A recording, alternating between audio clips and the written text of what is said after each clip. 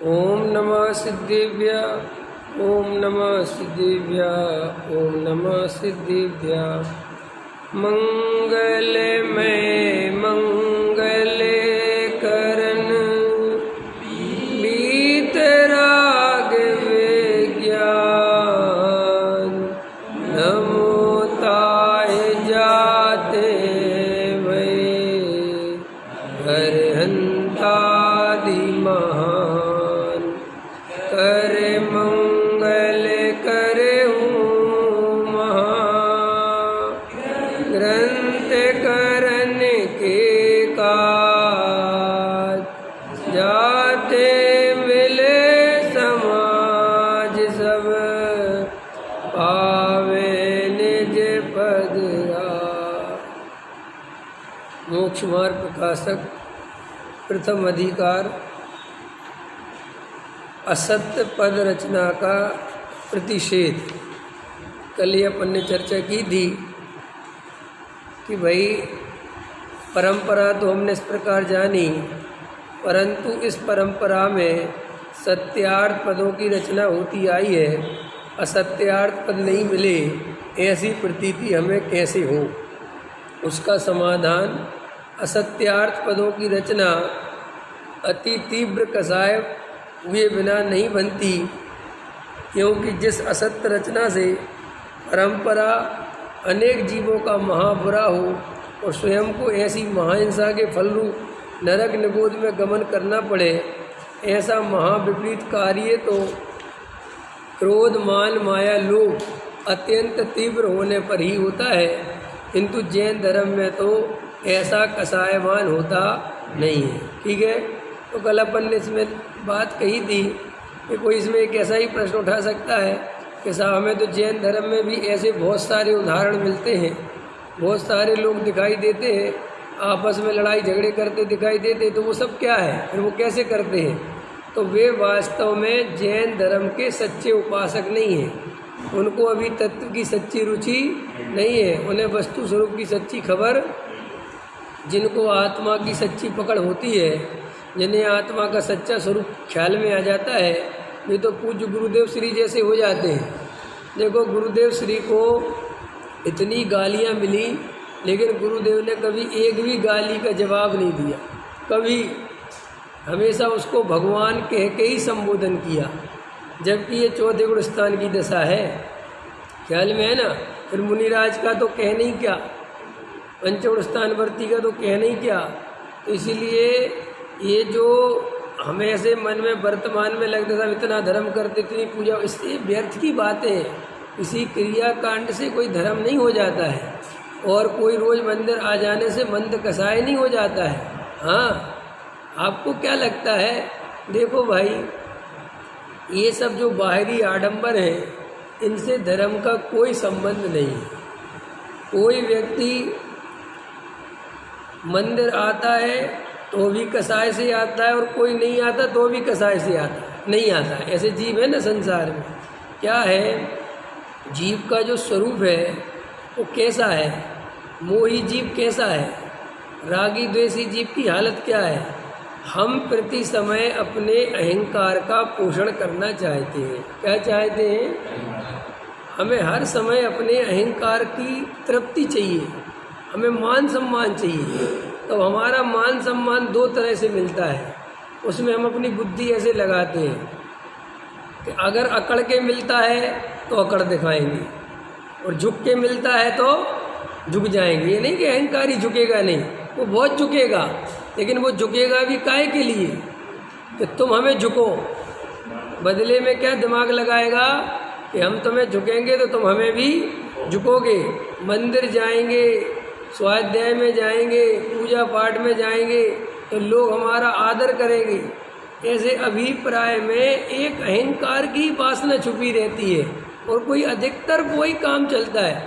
इसलिए पहले तो जीव अपने अभिप्राय को चेक करेगा ना, तो बहुत सारी भूल निकल सकती है कि हम ये काम क्यों कर रहे हैं, आखिर इसके पीछे कारण क्या है।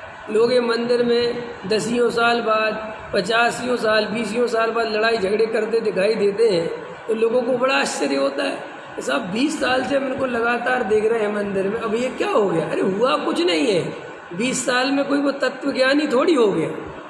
वो तो मंदिर परंपरा से आता था, फिर मान सम्मान के लिए आता था, फिर ट्रस्टी बन गया, समाज का नेता बन गया, इसलिए आता था। इससे कोई धर्म थोड़ी हो जाएगा किसी, इससे कोई ऐसा थोड़ी कि कसाय बंद हो जाएगी।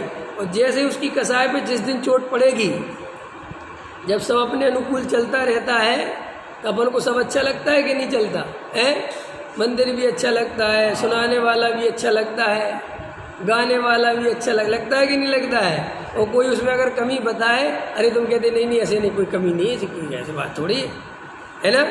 और जब अपनी कसाय के विपरीत पड़ जाए,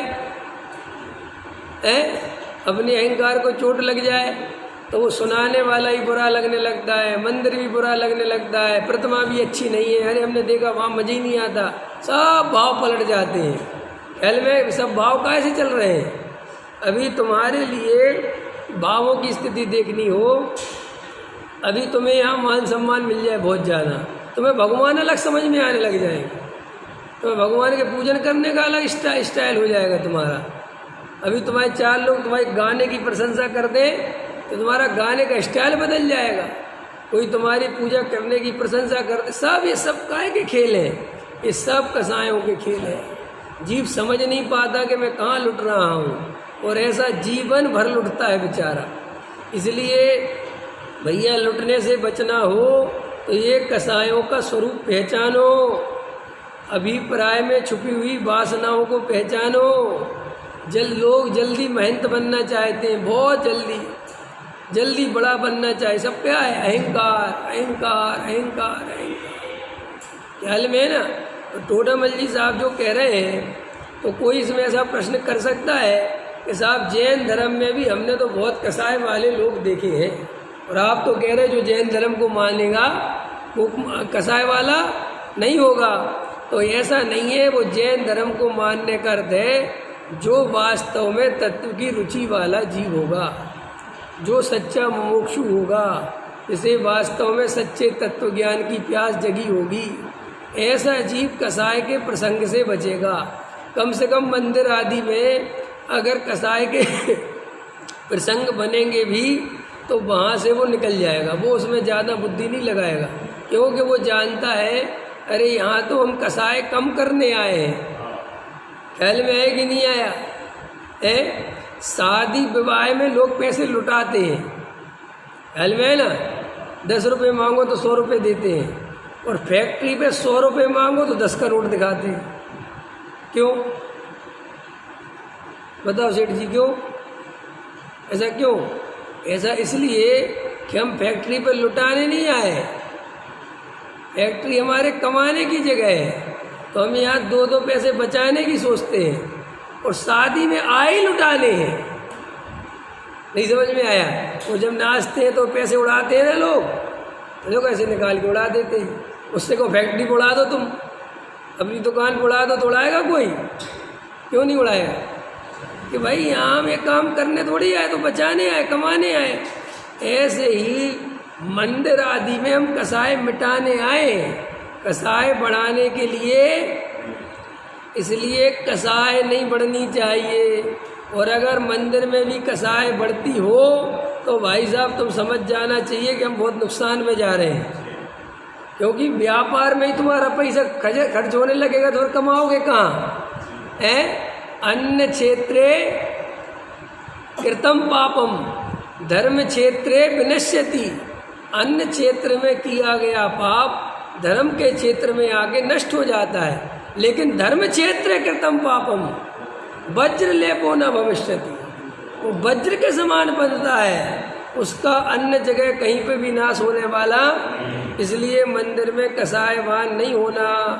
कोई तुम्हें अगर कसाय का प्रसंग बने भी तो दूर हो जाना, भेद ज्ञान कर लेना, वस्तु स्वरूप का विचार कर लेना, कर्मोदय का विचार कर लेना, लेकिन कसायवान नहीं होना। इसलिए प्रथम मूल उपदेश दाता तो तीर्थंकर केवली है, सो तो सर्वता मोह के नाश से सर्व कसायों से रहती है। फिर ग्रंथ कर्ता गणधर तथा आचार्य वे मोह के मंद उदय होने से सर्वाय अंतर परिग्रह को त्याग कर महामंद कसाई हुए। और कारण क्या बता रहे हैं? एक तो वीतरागी भगवान ने ये बात कही है, इसलिए असत्य बोलने का प्रसंग ही नहीं होता। और केवली भगवान सर्व के जाननहार हैं। आदमी दो कारणों से झूठ बोलता है। दो कारण कौन कौन से रमेश जी? एक तो आदमी रागी द्वेषी हो तो झूठ बोलता है, मोही हो तो झूठ बोलता है, अथवा दूसरा नंबर पर झूठ कब बोलता है? जब अल्प ज्ञान हो। ज्ञान तो पूरा है नहीं, स्वरूप तो पता है नहीं, तो झूठ बोलेगा। दो बातें कौन कौन सी बताई झूठ बोलने की? रागी द्वेषी और अल्पज्ञ। तो सर्वज्ञ भगवान ना तो रागी द्वेषी हैं और ना अल्पज्ञ हैं, सर्वज्ञ हैं और वीतरागी हैं।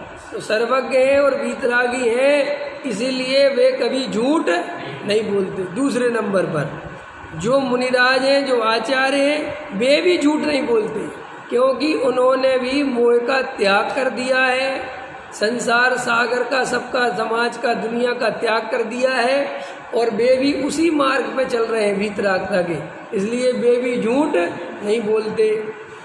और देखो, उनके उस मंद कसाय के कारण किंचित शुभ उपयोग की प्रवृत्ति पाई जाती है, कुछ प्रयोजन ही नहीं है। और झूठ क्यों बोलेंगे?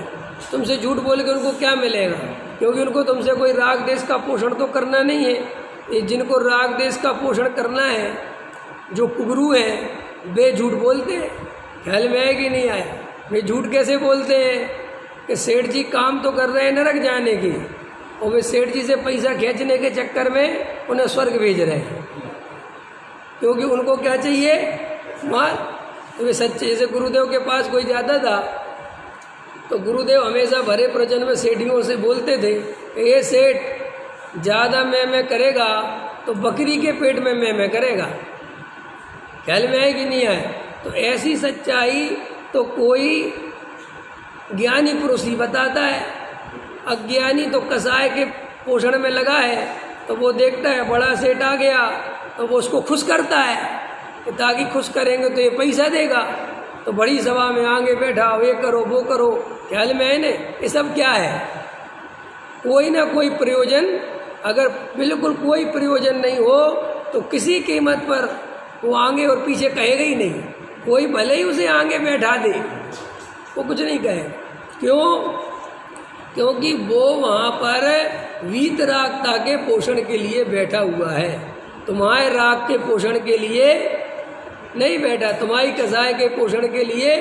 तो ये अपने, मैं तो अभी कहना नहीं चाहता, मैं तो पीछे कहा था मैंने, अपने यहाँ पर इतनी बेकार परंपराएं पढ़ती चली जा रही हैं, पता नहीं कहाँ से चली जा रही हैं, पढ़ती चली जा रही हैं, कोई रोकने टोकने वाला नहीं है। प्रवचन चल रहे हैं, जिनवाणी की बात चल रही है, कोई सेठ आया, प्रवचन रोक के उनको आगे बैठाओ। ये कोई दम ही नहीं इस बात में। तुम इससे सिद्ध कर देते हो कि तुम्हारी बात में ही दम नहीं है ना। वो इम्पोर्टेंट थोड़ी हो गया जिनवाणी, वो व्यक्ति जब सब बैठे तो वो भी बैठ जाएगा, आगे बैठना होगा आगे बैठ जाएगा, पीछे बैठ, सारी समाज आगे लाओ, उठ के जाएंगे, ये करेंगे वो करें। तो माने ये विचार ही नहीं करते कि कर क्या रहे। पर हमें नहीं कह रहे कि किसी को सम्मान मत दो, लेकिन जब स्वाध्याय चालू ही हो गया, जब प्रवचन ही चल रहा है, तो उस व्यक्ति को भी इस बात का निषेध करना चाहिए कि ये द्वारा नहीं होना चाहिए। इस श्रेष्ठी वर्ग के लोगों को ये नियम बनाने चाहिए मंदिर में कि मंदिर के अंदर 3 लोक के नाथ विराजमान है, एक तो वहाँ कोई आगे पीछे नहीं घूमेगा। क्यों घूमना? वे अपने आप चावल ले लेंगे, उनको लेना होगा ले लेंगे, हम क्यों दें? हम अपनी पूजा छोड़ के चावल देते फिर रहे हैं, हम अपनी पूजा छोड़ के कुछ नहीं है। ये कोई मान सम्मान की जगह नहीं है ना। हाँ, कोई असहाय हो उसकी मदद करना, क्या असहाय समझ गए? कोई बुजुर्ग है, उसके कोई पैर में तकलीफ है, उसको आँख से कम दिखाई देता है, वो चल नहीं पा रहा है, उसकी तो पूजा छोड़ के, जिनवाणी छोड़ के मदद करना, समझ गए? लेकिन वो सेठ है, पैसे वाला है, इसलिए करना, ये ठीक नहीं, ये तुम्हें पाप बनेगा इससे। क्यों? कि तुमने जिनवाणी से भी ज़्यादा इम्पोर्टेंट दी। इसलिए देखो, मुनिराज अपने एक सब चर्चाएं क्यों लिखी, कोई विचार ही नहीं करता। मुझे तो समझ में नहीं आता, जैन धर्म में इतने उत्कृष्ट सिद्धांत लिखे हुए हैं, लेकिन उनका पालन कोई नहीं करता। उसमें पता क्या लिखा? देखो, हर चीज़ की कहानी लिखी है कि मुनिराज के पास चक्रवर्ती आ गया। कौन आ गया? तो एक बार बताओ, चक्रवर्ती कैसे आता होगा अरुण जी? चक्रवर्ती जब आएगा तो कैसे आएगा? अरे भाई, चक्रवर्ती तो इतनी सेना होती है।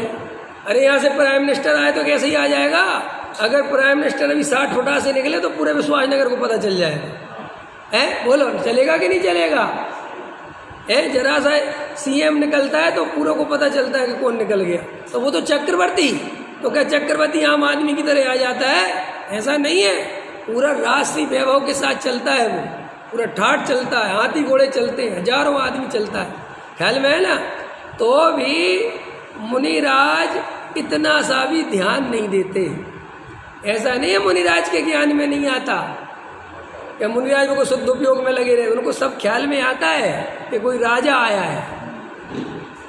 ख्याल में है, ऐसा नहीं। क्यों? ऐसा कोई कॉमन सेंस खत्म थोड़ी हो जाता है आत्मज्ञान होने पर।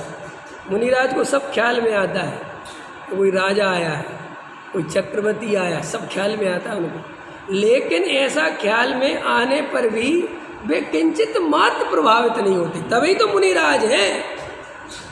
और वो आता है तो वे तो शांति से बैठे रहते हैं। भाव आ गया तो बोलेंगे, नहीं आया तो नहीं बोलेंगे। और उनको इस बात का विकल्प ही नहीं आता कि चक्रवर्ती आया तो थोड़ा तो बोल दे, ऐसा भाव नहीं आता। चक्रवर्ती आके चला जाए को बोले ही नहीं। और कहो एक बिल्कुल गरीब लकड़हारा निकले और वो खड़ा हो जाए तो वो बोल दे।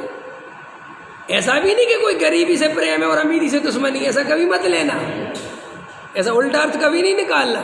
वे ऐसा जानबूझकर कभी नहीं करते। ना उनको चक्रवर्ती से द्वेष है कि तू होगा घर का राजा, ऐसे भाव से किसी का निरादर नहीं करना कभी।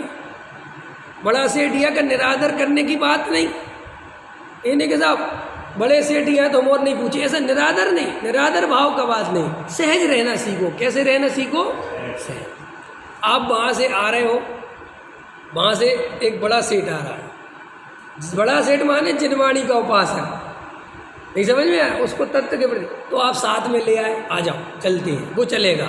लेकिन अपन यहाँ बिल्कुल अपने ध्यान मग्न बैठे हैं, स्वाध्याय सुन रहे हैं। अब कोई आ गया तो ये तुमने बुद्धिपूर्वक उठ के चले गए, तो कोई मतलब नहीं। आगे समझ में? तो देखो मुनिराज सहज रहते हैं, उनको कोई विकल्प नहीं आता। आया तो बोल दिया, चक्रवर्ती आया विकल्प आ गया, बोल दिया, समझा दिया। लकड़हारा आया विकल्प आ गया, समझा दिया। और कभी कभी ऐसा होता है कोई 3 दिन तक चक्कर लगाता रहे, वो बोले ही नहीं, भाव नहीं आ रहा बोलने का। तो वे तो ना तो जबरदस्ती बोलने की सोचते हैं कि बोलना ही बोलना है, और ना जबरदस्ती मान लेते हैं वो कि नहीं बोलना है। वे तो सहज रहते हैं। तो देखो हम सबको भी अभी अपने यहाँ ये मंदिर में दूसरी कृति क्या है? एक तो स्वाध्याय में, दूसरी क्या है कि पूजा चल रही है, आपस में बातचीत करोगे। पूजा चल रही है, कोई आ गया उसके पीछे, भैया बहुत गलत है। क्यों? आप तो सच्चे देवशास्त्र गुरु के उपासक हो। तुम अन्य मतियों में देखा तुमने? कभी आपने देखा रुण जी अन्य मतियों को गुरुद्वारे में शांति देखी? गुरुद्वारे के अंदर चाहे प्राइम मिनिस्टर भी जाए, हाँ वो पता है वहाँ के नियम कितने सख्त होते हैं। प्राइम मिनिस्टर भी जाएगा तो सिर पे रखे बिना नहीं जाएगा, वो साइलेंट, एक शब्द नहीं बोल सकता वहाँ। देखा है तुमने कभी? और जबकि बेचारों को कुछ खबर नहीं है स्वरूप की, वहाँ कुछ है कहाँ है, कुछ पता है, फिर भी उनकी ऐसी भक्ति देखने को मिलती है। और यहाँ सच्चे देव शास्त्र गुरु, 3 लोग के सच्चे नाथ, वे तो झूठे, यहाँ सच्चे। और फिर भी हमारी हालत ऐसी है कि हम मंदिर में पूजा कर रहे हैं, हल्ला चल रहा है, कोई सेठ आ गया, कोई बड़ा नेता आ गया तो सब छोड़ छाड़ के पीछे चल गए, सबने नियम कायदे कानून ताव पर रख दिए। मैंने कितने, देखो ना तुम, ऐसे ही प्रक्षाल करा दिया, कुछ भी करा दिया। अरे कर लो, तुम तो सेठ हो। अभी आपको जैन साहब ज़्यादा इतना पता, मैंने खूब देखा है सब। बड़े महाराज को आहार चल रहा है और बड़ा सेठ आ गया, पैंट शर्ट के ऊपर ही पहना दिया, दे दो दे दो दे दो दे दो दे दो। महाराज देख रहे हैं सब ये, लेकिन अब भाई बड़ा सेठ है, 6 करोड़ दिए इसने संस्था के लिए, सब हमने अपनी गर्मा गिरा दी। तुम कभी अक्षरधाम में जाके देखो, नियम कायदे देखो, पता चल जाएगा तुम्हें। पागल हो जाओगे, तुम कहोगे क्या है। वहाँ पर भाई साहब किसी ने अरब रुपया दिया हो, कितना, तो उसके नाम की स्लेट नहीं लग सकती अक्षरधाम में। सिर्फ उनके गुरु का नाम लिखा है, वहाँ किसी दान दाता का नाम दूर दूर तक नहीं लिखा। और जाके देखना हो एक बार तो देख आना ढंग से, तुम घबरा जाओगे कि इतनी बड़ी चीज बनाई, कहीं एक आदमी का नाम नहीं दिखाई देता। मैं तो उनके गुरु से मिला हूँ पर्सनल जाके, इसी कारण बस हम गए थे, तो वहाँ एक दुबई से आए थे, तो वो अपने जानने वाले मित्र के मित्र थे, उनकी पहचान थी, तो मुझे भी ले गए थे। उनने मेरे से जैन धर्म की बातें करी, इतने प्रेम से बात करी, 2 बातें समझी। तो मैंने उनसे कहा कि साहब यहाँ पर एक कहीं कुछ नाम नहीं, कुछ किसी का कुछ किसने बनाया, कौन, सिर्फ एक आपके प्रभु का नाम लिखा है। कह रहे यहाँ पर नियम है, चाहे 1 रुपया दो, चाहे 1 करोड़ दो, चाहे 1 अरब दो। और सुनो, बड़े से बड़े फिल्मी स्टार भगत हैं उनके, एक जगह भी नाम नहीं आएगा। सोचो, और हमारे यहाँ तो पंखे की 3 पंखड़ी पे 3 भाइयों के नाम लिखवा दें, ऐसी हालत इन जैनियों की। अभी मेरे से कहते सबको बुरा लगता है मेरी बात, अब मैं क्या करूं, सच्चाई बताने के लिए मजबूर हूं। क्यों, सच्चाई नहीं बताऊंगा तो महापाप मुझे लगेगा। ये लिख रहे टोडामल जी, तुम अगर सत्य नहीं बोलोगे, गद्दी पे बैठ के मन में ये अभिप्राय रखोगे कि यार अरुण जी बुरा मान जाएंगे, रमेश जी बुरा मान जाएंगे, ये बात बोलूँगा, तुम्हें महापाप लगेगा। बे बुरा माने और चाहे बिल्कुल ना माने, तुम तो बेटा नरक निगोद के काम कर ही रहे हो। भले ही तुम दूसरों की शान में पंडित जी बने फिर रहे हो, इससे कुछ नहीं होता। क्यों, अपने अभिप्राय में गादी पे बैठ के किसी को भी खुश करने के लिए बात नहीं चल रही। अपने आत्म कल्याण के लिए और पर के आत्म कल्याण के लिए चर्चा है। इसलिए तुम्हारे भी दोष निकालना मेरा कर्तव्य है और मेरे स्वयं के दोष निकालना भी मेरा कर्तव्य है। तुम्हारे अंदर भी कोई दोष नहीं रह जाए और मेरे अंदर भी कोई दोष नहीं रह जाए। ऐसा डॉक्टर अच्छा डॉक्टर नहीं है कि खुद के अंदर बीमारी रहने तो दूसरे की बीमारी निकालता फिरे। नहीं, खुद की भी बीमारी निकालनी चाहिए। मैं तुम्हारा मिथ्यात्व नाश कराता फिरूं और अपना मिथ्यात्व पोस्ट करता रहूं। आजकल यही चल रहा है, दूसरों के मिथ्यात्व की चिंता है। अरे भाई मेरे अपने मिथ्यात्व की चिंता करोगे कि नहीं करोगे? हैं अपने अभिप्राय। तो इसलिए देखो क्या कह रहे टोडामल जी साहब, बहुत ध्यान से समझना कि भाई पे मुनिराज सहज ही भाव आता है तो सत्य ही बोलते हैं, असत्य बोलने का कोई प्रश्न ही। और जो असत्य बोलते हैं वे मुनिराज नहीं होते, ख्याल में, वे साधु नहीं होते, वे गुरु बनाने लायक नहीं होते। जो दूसरों के मान सम्मान में उलझे हों ऐसे साधु साधु नहीं हैं, कुगुरु हैं। ख्याल में है कि नहीं? तो सच्चा साधु होगा वो तो आत्मा की, स्वरूप की, वेद ज्ञान की, तुम्हारे आत्म कल्याण की बात करेगा। सांसारिक प्रयोजन कोई भी नहीं है। जिनके सांसारिक प्रयोजन पाया जाए वे सच्चे गुरु नहीं हैं। तो यहाँ टोडामल जी साहब कह रहे हैं कि ये जो मुनिराज हैं वो ज्ञानी ध्यानी मुनिराज कभी झूठ नहीं बोलते, इसलिए हमारे यहाँ असत्य पदों की रचना नहीं हुई। फिर देखो आगे क्या कहते, तथा श्रद्धानी ग्रस्त भी कोई ग्रंथ बनाते हैं तो वे भी तीव्र कसाई नहीं होते। श्रद्धानी लगा दिया टोडामल जी ने, दिनेश जी, गृहस्थ अकेला नहीं लिखा। श्रद्धानी क्यों लगाया? हाँ, सम्यक दृष्टि होना चाहिए। अरे एक एक शब्द टोडामल जी ने हीरे से जड़ दिया है, एक एक शब्द नाप तोल के डाला भैया इसमें। ऐसे ही थोड़ी मोक्ष मार्ग प्रकाशक बन गया। अब इसका अर्थ बोलूँगा तो 2 दिन निकल। श्रद्धानी का अर्थ है बहुत बड़ा। चाहे जो ग्रंथ लिखते ऐसा नहीं है, गृहस्थ भी श्रद्धानी होना चाहिए, सम्यक दृष्टि होना चाहिए। क्यों होना चाहिए? क्योंकि मिथ्या दृष्टि लिखेगा तो वो राग देश के बस में है, स्वरूप उसको खबर नहीं है, तो वो गलत लिख देगा, कसाय के पोषण के अर्थ लिख देगा। एक बात और समझ लेना, बात आई तो कह देता हूँ, क्षयोपम ज्ञान के भरोसे शास्त्र नहीं लिखना, आत्मा की रुचि भी होनी चाहिए। 2 तरह के व्यापारी होते हैं। एक व्यापारी वो होते हैं जो खाली पैसा नहीं देखते, क्वालिटी भी चेक करते हैं। वो ये नहीं देखते कि हमें तो 2 रुपये मिल गए, नहीं जाने दो कुछ भी। वो कहते नहीं, ये व्यापार में ये अन्याय, ये गलत है, सामान गलत नहीं देना। देखो हम तो यहाँ दे देंगे और हमें पैसे मिल जाए, लेकिन ये यूज होते होते बेचारा गरीब पे पहुँचेगा, ठीक, और गरीब पे पहुँचेगा, वो दुकानदार उससे कितना ठगेगा उसका कोई भरोसा, कहाँ भरोसा है बता? भरोसा है? और तुमने यहाँ जरा सा फॉल्ट कर दिया, वो बेचारा 1 महीने नहीं चला पाया और वो चीज़ फूक गई, खराब हो गई, तो देखो वो दुकानदार के पास फिर गया। दुकानदार तो अपना पल्ला झाड़ लेता है, हमने क्या करे तो ऐसे ही कहता है ले ला, लेना हो तो लो, और गरीब है बेचारा। हमने अभी तुमने क्या, हमने पता नहीं हमने क्या क्या देखा है, हमने इतना देखा है भाई साहब, गरीब आदमी को इतना निचोड़ता है इंसान, इतना निचोड़ता है, उन्हीं को निचोड़ के तो बड़े आदमी बनते हैं हम।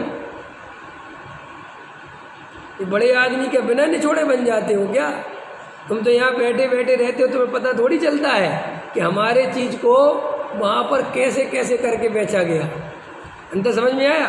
और तुमने उसकी क्वालिटी सही नहीं रखी, क्योंकि तुम्हें तो पैसे मिल गए, बना दो कुछ भी, तो वो बेचारा वहाँ फंसता है। तो देखो ऐसे ही जो अच्छा व्यापारी होगा वो कहता नहीं भैया चीज़ ऐसी ही बनाओ जो चले, जो आदमी तक पहुँचे। अगर वो 50 रुपये की तो 50 रुपये का काम उसका हो जाए, ख्याल में है ना? जैसे लोक में ऐसी व्यवस्था है ना, ऐसे ही कभी भी धर्म के क्षेत्र में क्षयोपम ज्ञान वाले से तुम ज़्यादा वो मत अपेक्षा रखना कि साहब इसका क्षयोपम बहुत अच्छा है। क्षयोपम कार्यकारी नहीं है बिल्कुल भी। क्षयोपम से ज़्यादा इम्पोर्टेंट चीज़ है उसका श्रद्धान। क्या इम्पोर्टेंट है? क्योंकि अगर वो श्रद्धानी होगा तो वो अंतरंग के अभिप्राय में बहुत निर्मलता से तत्व ज्ञान बताएगा।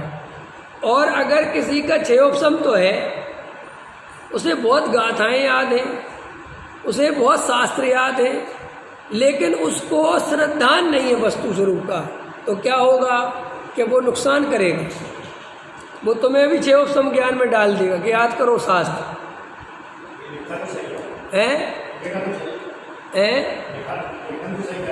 लेखन तो आप समझे नहीं, हमें क्या बात चल रही, हमें लेखन सही करेगा उसमें भी डाउट है ना, क्योंकि क्षयोपम तो है लेकिन श्रद्धानी नहीं है। तो मान के चलो उसके राग कहीं फंस गया, उसकी कसाय कोई फंस गई तो वो चेंज कर देगा। इसलिए श्रद्धानी लिखा टोडरमल जी ने, क्षयोपम ही नहीं लिखा। क्यों? कि श्रद्धान होए तो बात बनती है। देखो एक माँ है, मैं तुम उदाहरण देता हूँ, एक माँ है, सगी माँ है, बिल्कुल 1 क्लास नहीं पढ़ी, लेकिन वो अपने बेटे के साथ छल कपट मायाचार नहीं करेगी, वो अपने बेटे के साथ धोखा नहीं करेगी, बराबर है। और एक सौतेली माँ है और वो MA पास है, कितनी पास है, और उसका ज्ञान बहुत बढ़िया है, तो अभी उसका कोई भरोसा। इसलिए श्रद्धानी का भरोसा किया जा सकता है, क्षयोपम के आधार पर किसी का भरोसा। क्षयोपम होना कोई बुरी बात नहीं है, लेकिन वो श्रद्धान के साथ होना चाहिए।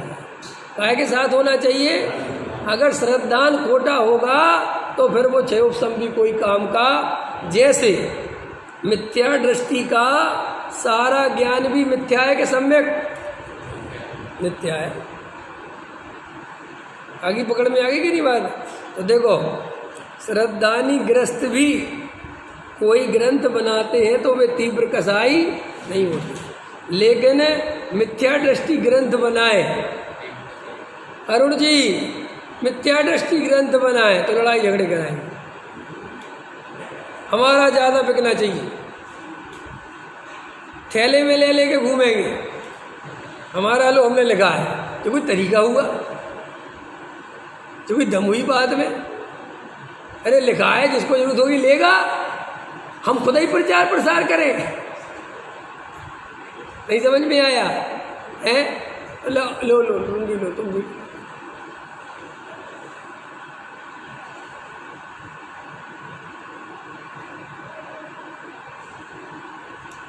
मैं दिल की बात बताऊं, बताना नहीं चाहिए, फिर बता देता हूँ। मैं ये जो प्रवचन रिकॉर्ड करता हूँ ना, और ये प्रवचन जो डालता हूँ, इतनी तकलीफ होती है मुझे, इतनी पीड़ा होती है, क्या बताऊँ। डालना नहीं चाहता, सच बता रहा हूँ मैं। मुझे ऐसा लगता है कि मेरा प्रवचन मैं ही क्यों डालूं, मेरे को क्या फंसी पड़ी है। इसको सुनना हो सुने, नहीं सुनना हो, मैं कोई ठेका ले रखा कि मैं ही डालता फिरूँ, तोता फिरूँ। लेकिन फिर भी भाव ऐसा आता है कि अपने पास कोई नहीं भेजते तो डाल दो। लोग फोन करते हैं, भैया डाल देना, डाल देना, भैया डाल देना, तो मैं डाल देता।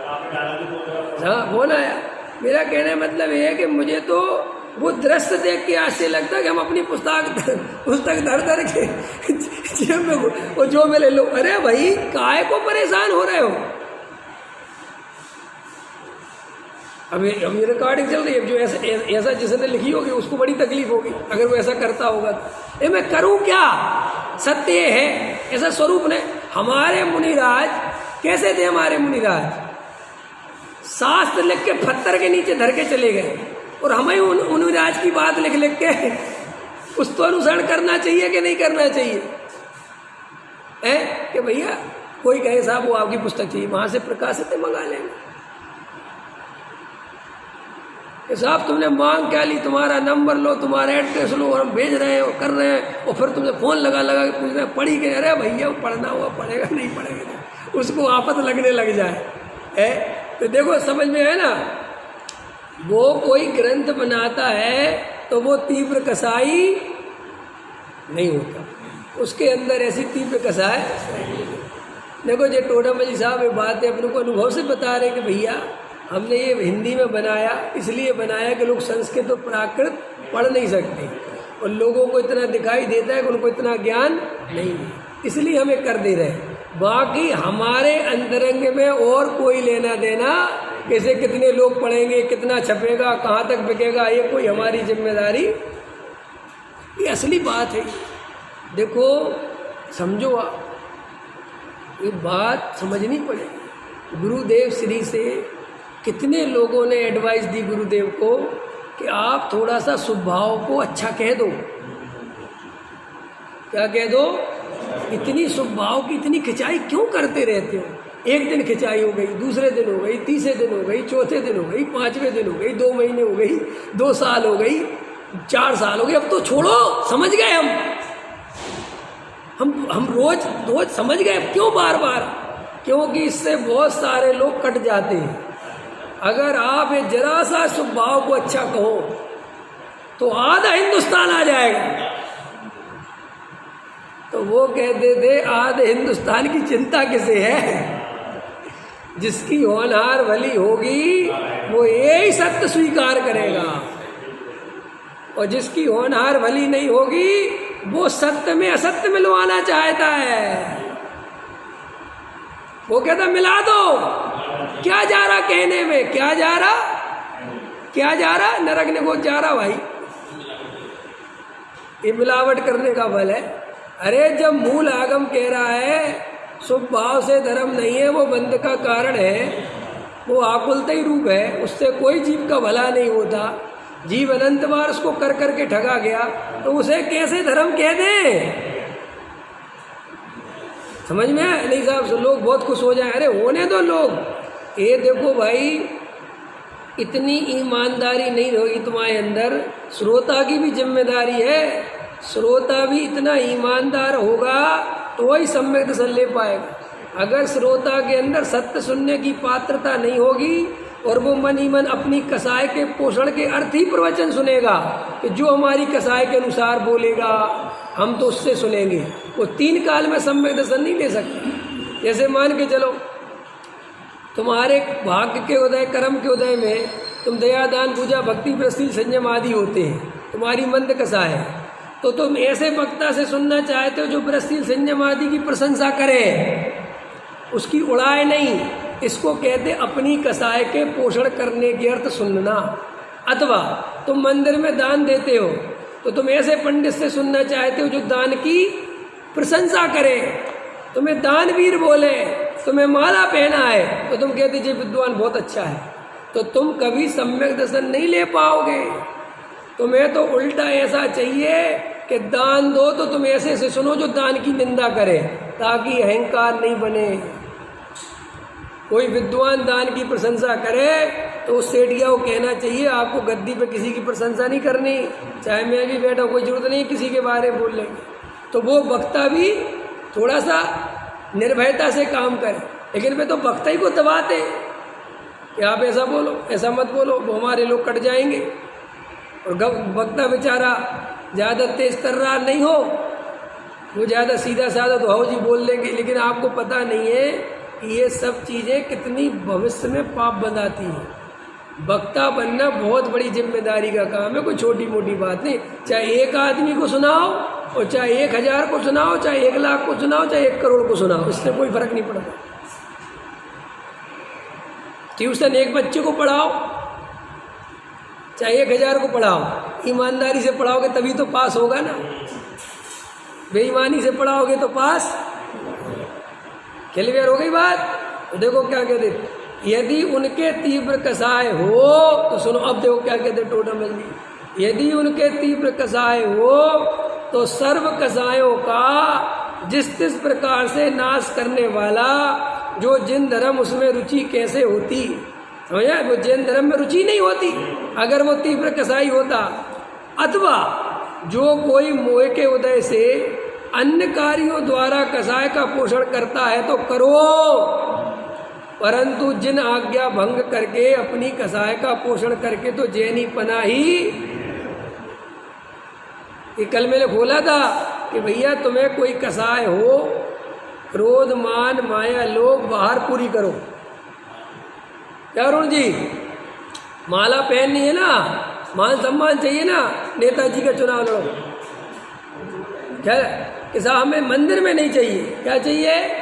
मंदिर में नहीं चाहिए। हमारी कोई साहब कोई कसाय है बाहर करो, मायाचारी मंदिर में मत करो, झूठ मंदिर में मत बोलो, यहाँ के शांति से बैठो, चुपचाप आत्म कल्याण की दृष्टि से, और इतना अंतरंग से बैठा करो, इतना अंतरंग से बैठा करो कि बिल्कुल आत्मा में उतरने की पूरी तैयारी कर लिया करो। क्या पता वो क्षण कब आ जाए तुम यहीं बैठे बैठे आत्मा में उतर जाओ। इतनी गंभीरता से तत्व को सुना करो, बहुत गंभीरता चाहिए। अंतरंग में ऐसा सोचा करो कि बस वो क्षण अभी आने वाला है, आने ही वाला है, मैं अपने स्वरूप में जाने ही वाला हूँ। कुछ नहीं रखा संसार में, कुछ नहीं यहाँ बातचीत करने में। इतनी दिन भर तो बातचीत करते हैं, यहाँ आधे घंटे के लिए शांत नहीं बैठ सकते। ऐसे अंतरंग में बिल्कुल तैयारी रखो, विशुद्धता रखो। देखो ये तत्व को मजाक मत समझो, ये अपन को इतनी गंभीरता से मिला है, ना जाने कितने जन्मों का पुण्य इकट्ठा हुआ हुआ तब जाके मिला। हाँ, जैसे किसी को डायमंड मिल जाए, हीरा मिल जाए, चिंतामणि रतन मिल जाए, या खरीद के लाए, मिल के आ जाए। आजकल तो खरीद सकते हो ना, तो सही बताओ, ऐसे ऐसे ऐसे ही रखोगे उसको, कितना संभालोगे, जबकि वो 2 कौड़ी का है। ये जैन धर्म जो मिला है इतनी गंभीरता से मिला है भैया। जिनेंद्र भगवान के सामने खड़े हो तो सोचा करो 3 लोग के नाथ के सामने खड़ा हो गया, नज़र कहीं और नहीं जानी चाहिए, जानी ही नहीं चाहिए। अगर जाए तो उसका निंदा करो कि नज़र गई क्यों, क्यों गई? अगर मेरे सामने नरेंद्र मोदी खड़ा होता तो मेरी नज़र कहीं और जाती। एक सड़े सड़ाए जो विधायक खड़े हो जाते तो लोग ऐसे टेंशन में खड़े हो जाते जैसे भगवान आ गया हो। 2 कौड़ी का आदमी नहीं है वो, और 3 लोग के नाथ के सामने गप चल रही है, मजाक चल रही है, पूजा यहाँ चल रही है, देख कहीं रहे, काहे को कर रहे पूजा भैया? इतनी महिमा ही नहीं आई भगवान की अभी तक, तुम्हें स्वरूप ही नहीं समझ में आया। ख्याल में आया 2 मिनट भी दर्शन करो चलेगा, लेकिन इतने भावों से करो कि बस अब मैं भगवान के साक्षात सामने खड़ा हूँ, तभी तो तुमने माना उसे भगवान, या तुमने मूर्ति से ज़्यादा। अगर तुम उसके सामने गप्प करते हो तो इसका मतलब तुम उसे मूर्ति मानते हो। विचार करो। मंदिर में कसाय का पोषण, बोलने का राग भी तीव्र है तो नहीं बोलना, शांति रखना, गंभीरता रखना, विचार करो। ओ मुझे तो इन बातों की खबर ही नहीं थी। ओडम अल्ली साहब की भाषा देखो, मुझे तो इन बातों की कहाँ जन्मों जन्मों से भटका भटका चला आ रहा था। हे जिनेंद्र भगवान, बड़ी मुश्किल से तत्व ज्ञान हाथ में लगा है ना। 4 हाथ 24 गज है, क्या है? 4 हाथ 24 गज अंजुल, क्या है भूल गया मैं तो, अंक प्रमाण, और ताऊ पर सुल्तान है अब मत चूको चौहान। ऐसे ही इस भाव को चूकना नहीं, ना बहुत पछताना पड़ेगा, बहुत अंतरंग से पीड़ा मिलेगी। इसलिए भैया मंदिर में आते ही ऐसे हो जाया करो, इतनी देर के लिए मेरे अंदर कोई कसाय है ही नहीं, बिल्कुल जिनेंद्र भगवान के सामने अत्यंत भक्ति भाव से। स्वाध्याय में ऐसी तैयारी से बैठा करो कि अगर वो क्षण अभी आ जाए आत्मा में उतरने का तो अभी उतर जाऊंगा। ये नहीं कि मंदिर से बाहर अभी उतर जाऊंगा। स्वाध्याय होते होते सम्य दर्शन हो जाए तो क्या बुराई है। और आत्मा का दर्शन होता है ऐसे ही, अगर इतनी गंभीरता से और इतने उससे सुनोगे हो जाएगा। विचार करो। सहजानंदी सोच